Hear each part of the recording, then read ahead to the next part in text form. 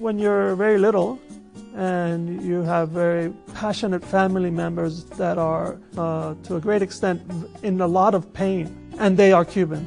They're flying the flag all the time. They're talking about their lives all the time. What child would individually, independently claim to be anything else but Cuban?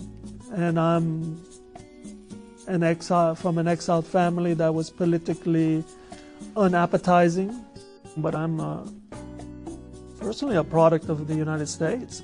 And this gets to maybe a deeper question of why people like myself in Miami, we still refer to ourselves as Cuban, especially when you're young. Just make you feel more patriotic to a history that you have no idea of. You have no connection to, you didn't experience anything, only story and photography. I found it difficult to connect photographs to reality.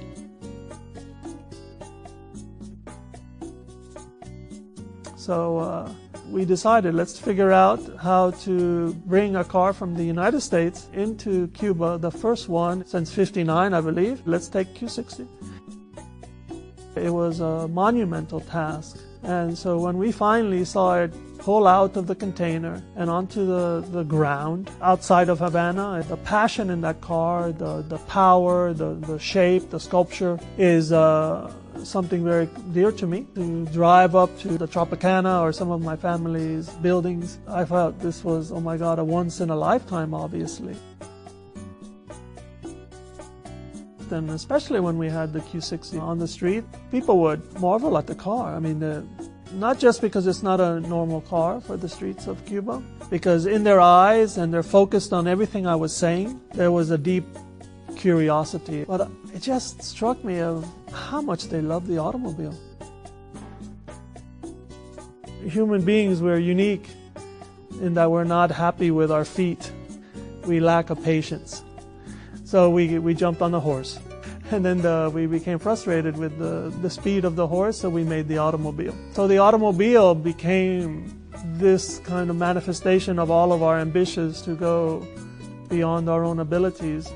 And then I think slowly it became a representation of society. I believe that an automobile is about the dreams of a culture. When we were able to see the Max Borges' house, my uncle, the railing of the stairway into the bedroom was this kind of sine curve, which was geometry, but also not geometry. It had a little bit of his own sense of warmth and humanity. And then the rails, the structure supporting this sine curve were circles that fit nicely into that curve. So there is a sense of form and function. On the other side, though, it's completely artistic. But because of my feeling that design is also a cultural mirror, that mirror is showing the dreams of society and to make what is beyond our expectation. I felt that in his work. I left Cuba with this sense of, I feel some synergy with my uncle.